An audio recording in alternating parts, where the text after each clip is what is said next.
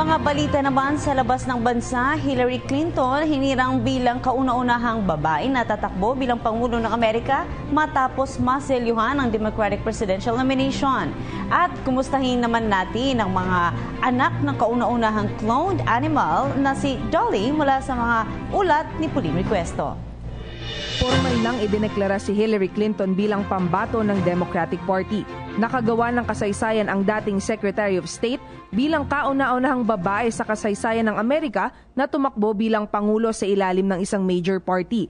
Ilan sa mga nagsalita sa ikalawang araw ng Democratic National Convention ay ang asawa ni Hillary na si former President Bill Clinton at ang Academy Award-winning actress na si Meryl Streep. Ibinahagi ni Bill Clinton kung paano sila nagkakilala at nagkatuluyan ng kanyang misis. Ikinuwento rin ni Bill Clinton ang naiambag ng kanyang asawa para sa kalusugan at edukasyon ng mga kabataan.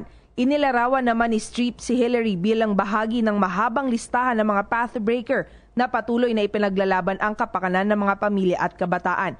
Si Hillary na ang lalaban sa Republican nominee na si Donald Trump sa November general election. Ito sina Debbie, Denise, Diana at Daisy. Sila ang apat na anak ni Dolly, ang kauna-unahang hayop na isinailalim sa cloning.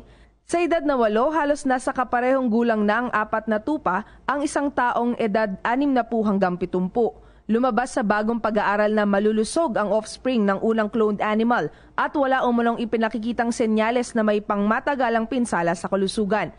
Namatay si Dolly sa murang edad na 6 dahil sa osteoarthritis. Dahil dito, inisip ng mga mananaliksik na hindi maaaring mabuhay ng mahaba ang cloned animals.